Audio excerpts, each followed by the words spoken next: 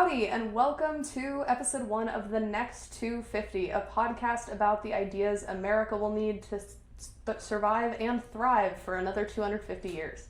I'm Audrey Lee. I'm Alexander Hale, running for U.S. Congress in Congressional District 7 here in Houston. And I'm Ethan Cashmere. I'm the sitting councilman in Neville, Texas. And I am running for Fort Bend County District Clerk. We started this podcast for the same reason that we all entered into public service, because we believe that our generation has a responsibility to think beyond the next election cycle and even beyond our own lifetimes. The choices that we make today will impact generations that don't even exist yet, and whether or not America will survive for another 250 years is determined by the policy decisions and the philosophy that is shaped today. And we want to be a part of that decision-making process and making sure that those choices are the right ones. As Audrey said, celebrating America's 250th anniversary not only gives us the opportunity to reflect on where we came from and our American heritage, but it gives us the opportunity to think about the next 250 years and what we will create. What will our generation and the generations to come create here in the great United States of America? So for this first conversation, we're going back to the basics, to the beginning. We'll be discussing George Washington's farewell address and the implications and importance of thinking about his address and his warnings and how they apply to us today. All right. So I think we should start off with the first question of what was George Washington trying to warn us about in his farewell address? Yeah, I'm happy to take that. So, I think one really important piece of Washington's farewell address that is clearly evident in that we are struggling with in our society today is the issue of factions. And of course, look, we have religious pluralism, and we have a country made up of many peoples and ethnicities and belief systems. And this is the greatest country in the world. Yeah. And it is a very pluralistic society. But a byproduct of that are factions. And I think what Washington was getting at is, he looked at these factions from the perspective of the North, the South, the East, the West. He said, gosh, these factions, if people think of themselves as a Northerner more than they are an American, especially when you think about the various 13 colonies and their different foundings and what their purpose was. Washington didn't want to see this beautiful United States that had just been knit together in the greatest political experiment we'd ever seen. He didn't want to see it unravel and fall apart. And look, it's lasted for 250 years, but I think we've all seen it, that people often, if it's not, it's not necessarily North versus South, but it might be, their political tribe they identify with today. That's something we're still wrestling with. Yeah. It's something that we've still got to handle. Yeah. In his farewell address, he never said the threat was outside. He said, essentially, it was us. It wasn't Britain. It wasn't France. He said it was us. Right. It was within. And, he talks about how the spirit of the party is something that's like innate to human nature, that we naturally factionalize. And Madison in the Federalist Papers, number 10, I think it is, talks a lot about how it's just natural human propensity to factionalize, and that even when if there's nothing to argue about, people will come up with like really small things to destroy each other and create violence over. And obviously Madison had some, he did have some writing in Washington's farewell address, and I think I see a little bit of that in there. And, when he just talks about the natural human nature of factions, a lot of people think that Washington, in his farewell address, wrote that we shouldn't form political parties. But parties were already forming when he was writing it. The Democratic Republicans and the Federalists were already forming as parties within his own cabinet. And he knew that they were inevitable. That's obvious from the way he talks about how natural factions are for us. But I think what's interesting is that he warns that they have to be kept in check. And he doesn't say that the government needs to keep parties and factions in check. He says that it's the public's responsibility and kind of like social responsibility to keep those factions in check. So I thought that was really interesting. Yeah, and I think when he first put his cabinet together, he didn't go with just people that were on his side. He put Thomas Jefferson and Alexander Hamilton, two people that completely disagree with each other, but he knew that both of them cared about one thing most, and that was preserving the United States. Yeah, and I think in thinking about factions too, Washington encourages us to have self-restraint. And I think that's so key because all of us want to be unfettered. We don't want to tie ourselves to the mast. You know, the Odyssey just came out. We don't want to tie ourselves to the mast. And when you think about the early United States, but even the political world today, we have got all sorts of media companies and podcasts and outlets that are built on stirring up the factions. They make money off monetizing the outrage and the frustration from different factions. And this is exactly what Washington warned about. He didn't say that, you know, you couldn't disagree. To Ethan's point, many founding fathers disagreed on how that young nation should move going forward. But when you think about what we see today, which is people often fear-mongering or creating villains, creating mountains out of molehills, that is something that Washington would look at today and find grotesque. I think it's something to point out. Before there was red states and blue states, we're all just the United States, and we call each other our fellow Americans. Yeah. Yeah, and I mean, I thought it was interesting that he talked so much about geography, representing those factions, north, south, and even east and west. And I think that is still present today. We have a tendency to say that, oh, it's just Democrat versus Republican, or it's just left versus right, or it's, you know, all these micro factions on social media. But I think there is a reality still to that location-based factionalism. We're all Texans, of course, and we take massive pride in Texas. We're all Texans. So, you know, we all take massive pride in being from Texas, but I hope none of us think of that before being Americans. Yeah, right. And that's what he warned against. But you definitely see it in, I mean, I'm thinking like kind of the big three states, Texas, California, New York, which really do represent, you know, east, west, south, still very much exist as geographical factions, but also they also still exist as those online and partisan factions too. So there's a lot of factions simultaneously happening, but they do still group geographically. So that much is still true from what Washington said. And I think some other things he warned us about in the farewell address. He warned us from being too permanently entangled with foreign affairs. He told us, don't get too involved if it didn't further the American interests. Yeah. Go ahead. I mean, regardless of people's opinions on what's happening in the Middle East today, or regarding Russia and Ukraine, there's no denying that we are very entangled in other countries' affairs. And Washington, he talks a lot about how Europe is so far removed from America and their problems are not our problems. Yeah.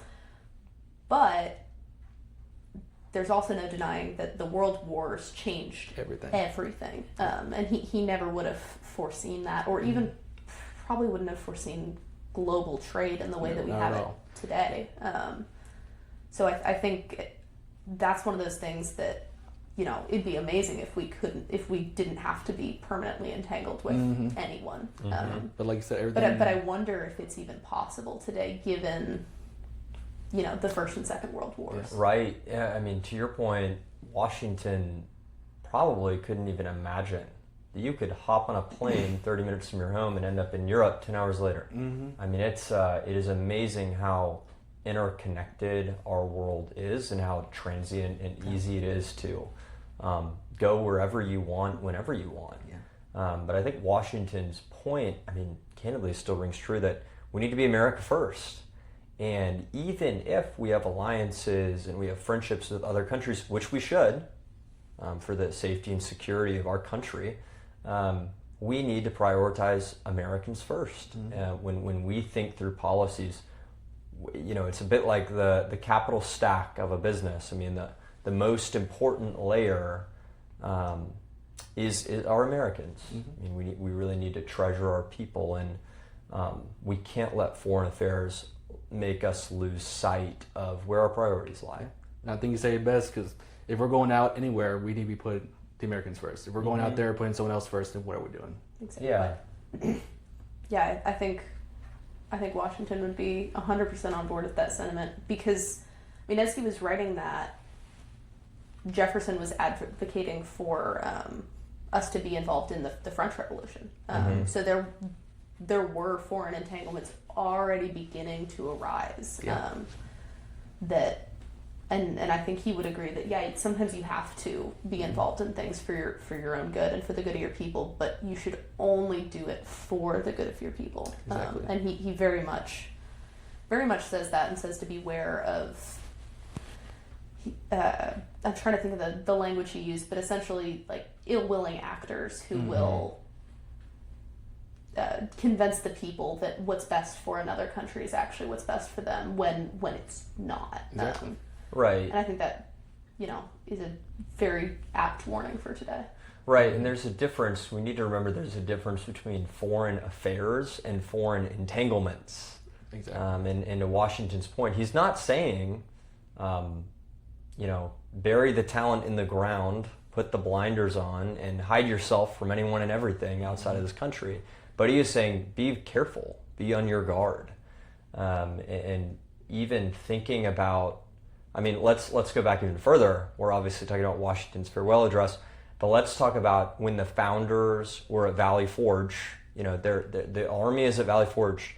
They're malnourished, they're cold, they're weighed down by the task at hand, and Washington commissions them to play Cato a Tragedy, which is a play about the fall of the Roman Empire, but it's about Cato and the other senators fighting back against a Caesar looking to become emperor.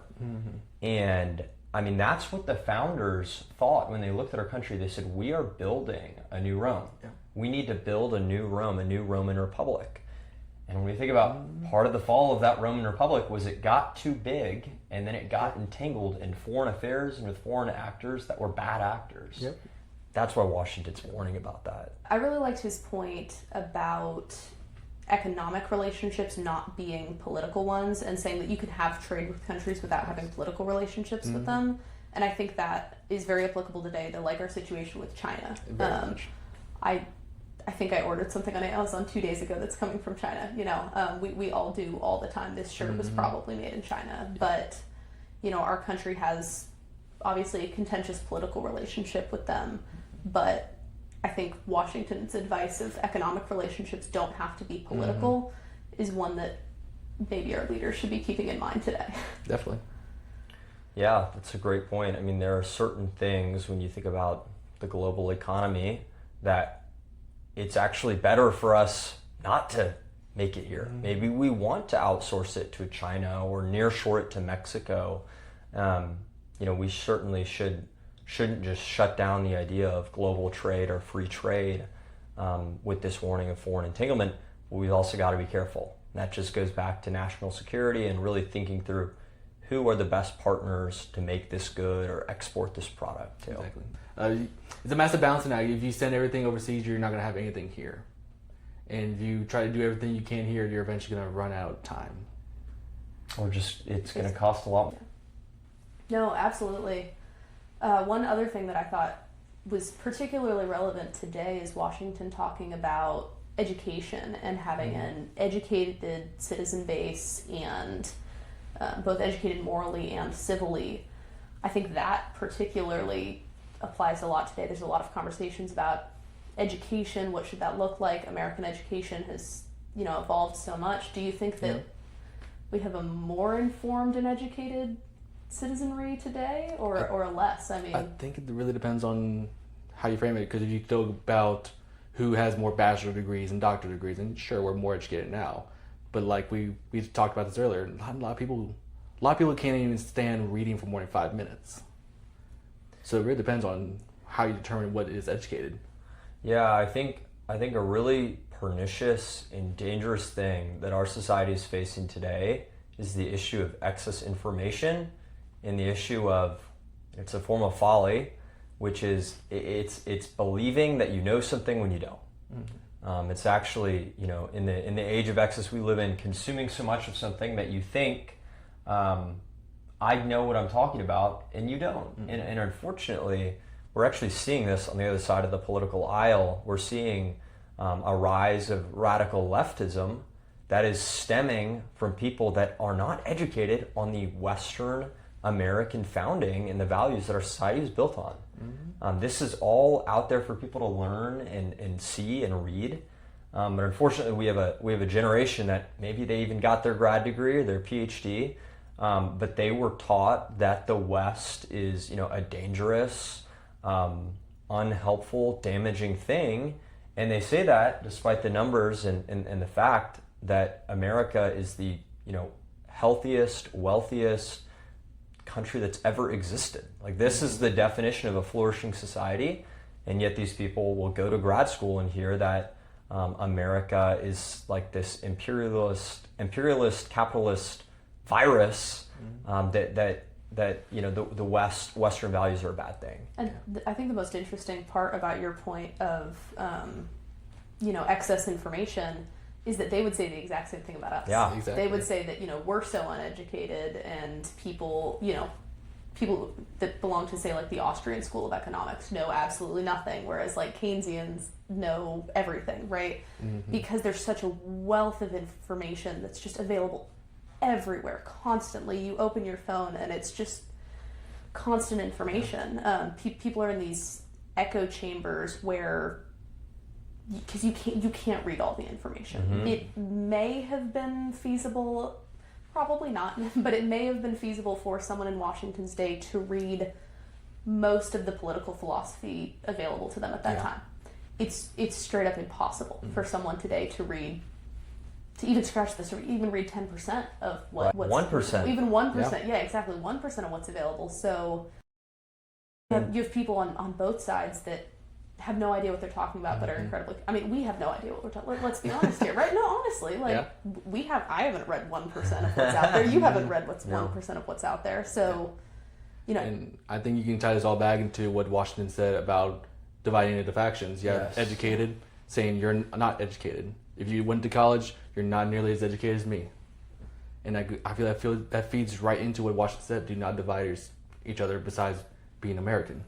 Right, and I mean, to Ethan's point, the factions reinforced and armed with knowledge that they think is true, they reinforce themselves. They put their armor on and get ready to battle because they are dying on the hill that they are right and that their facts are the truth, and the opponent's truths are lies. And we need to think about the importance then of history, and the importance truly of precedent and understanding the past. Because again, let's just look at what the founders did. They created a new Rome. They wanted to create this new Roman Empire. They did that by looking at the past and saying, what worked and what worked really well? What can we build here in these 13 colonies an ocean away from the country that owns us? and that's most literally the point of the show, isn't it? Right? We're looking at the past and saying, well, okay, what can we use from that, right? We're not trying to just reminisce about, oh, weren't those times so great? I wish we could live in George Washington's day. We don't. And it's pointless to try to say, oh, let's go back. We need to do what the founders did and continue to build. And look at what they did, look at what the people before them, the people after them, and see what we can build from that. So the question really becomes, if Washington's advice wasn't enough to prevent a lot of the problems that he saw, where should we as Americans look for the ideas that will sustain our republic and bring it into the next 250 years? If we're already so factionalized and already, doing exactly the opposite of what he said in almost every respect, and we didn't even cover everything that he talked about, but if we're already so divided and we're already not following his advice in the slightest, where should we look to now? And I think that ties into all the endless information of what are we to do about that? Where do we find the ideas? Who do we look to now? I think what Washington was pushing every generation moving forward with this address was the importance of maintenance, of civic maintenance, of continuing to self-restrain yourself against factions, for continuing to embrace unity as an American. When we think about our country today, we've got so much pluralism. How do we maintain an American identity? I think largely where that starts is at the local level. Washington didn't view Washington or any sort of national government. He didn't view governance or civic life coming from the top down. He viewed it starting in the neighborhoods, starting in the local parishes and churches. That's where civic life and virtue and education happens and flourishes.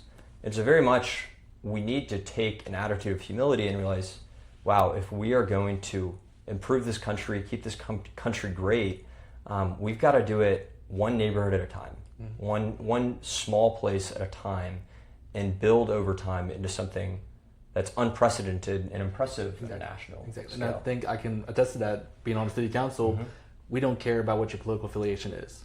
When you run for that election, you're nonpartisan. And I have some people on that council. We know which way you lean. And then me and the fellow that sits to my left, we are complete different ideologies, but we're arguably the ones that work the best together because we're the two most active ones, and we actually care the most about our city. So we're always working every single day. And our first question isn't, which party are you? We're saying, do you want to help my city? And that's what we care about. And I think that's awesome. I think absolutely everything starts from the bottom up. It starts from our local communities. And I wish my race didn't have a party attached to it. You know, there's nothing about the district clerk's office that has anything to do with either political ideology. It doesn't affect economic policy, it doesn't affect social policy. I don't think it should have a party label. And I think that just plays into what Washington warned about factionalism is when you get things like, again, I'm going to use my race as an example, the district clerk's office, which is, you know, jury duty, passports, child support payments, and, you know, court records. When you take something like that and turn it into a factionalized fight, Exactly. you know, that just shows shows exactly what he said about how in our human nature it is.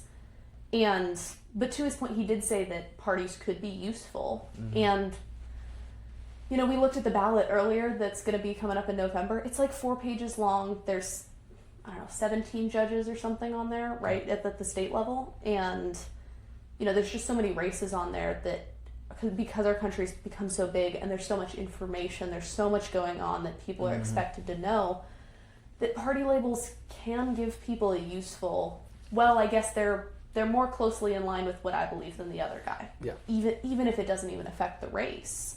Unfortunately, those party labels do serve a purpose when there's just this overload of information that people are expected to be informed on. And I think that, you know, that plays into what you were saying earlier, Alex. Yeah, and look, I mean, my race is fundamentally different from my two friends here, given that this is a national race, and there are some pretty firm, convincing arguments that I'm going to continue to make on why conservatism is better than leftism or what my opponent supports and champions. But I think the point is that we need to be pragmatic and policy oriented at every step of our term, every single day in office. It should always be about building a better country for our constituents and for our people, and we should never overly weaponize or politicize something when we should be focused on pragmatically helping our district, helping the people back at home.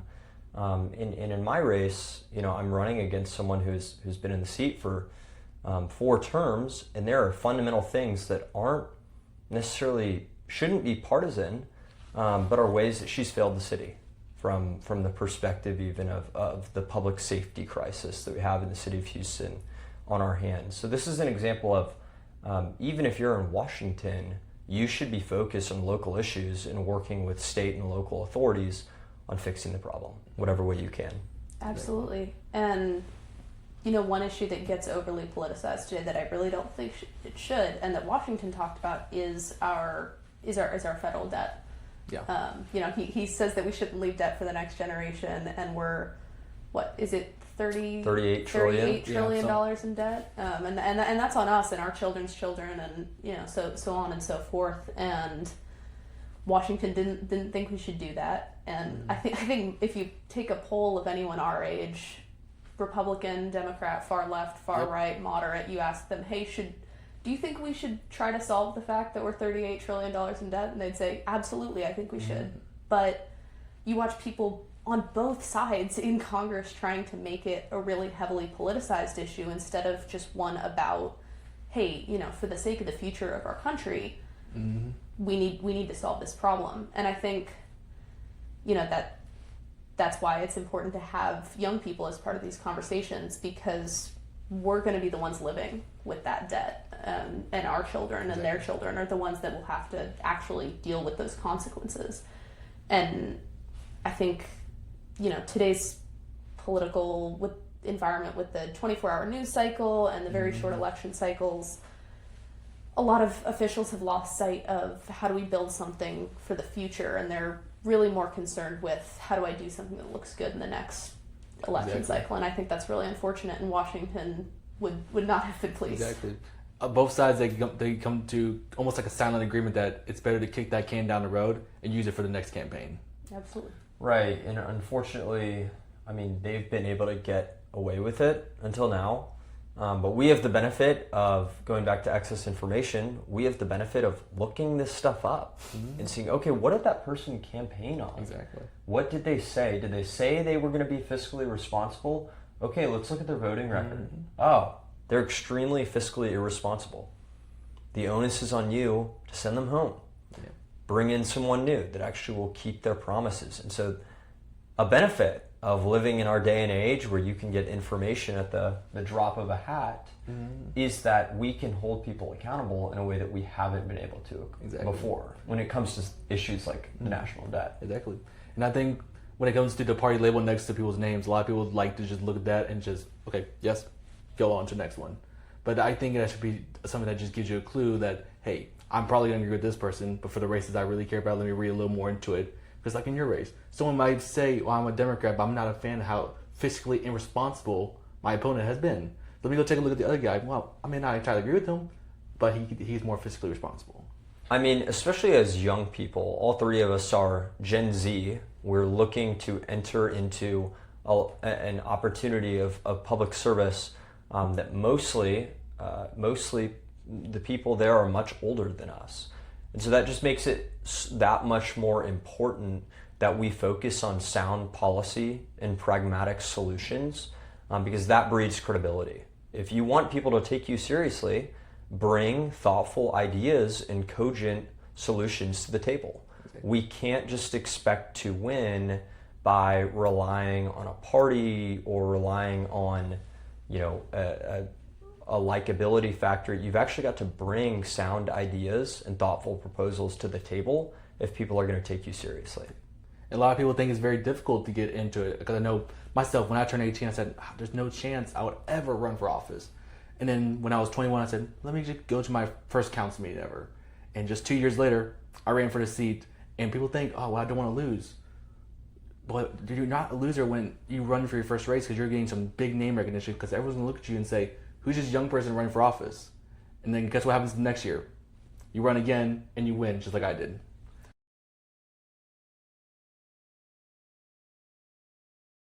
Yeah, and I think a lot of people can get really disheartened that are our age from getting involved, because there are a lot of older people that want to hang on to the power that they have right now and the control that they have over decisions being made, and don't want to let younger people enter into the conversation. I had a lot of pushback in the primary from running because of my age. I'm the youngest candidate in the nation right now. I do get pushback for being young. Nothing about my experience, nothing about anything that I actually have to say about the position, but just purely because of my age. And I'm sure you two have experienced it too.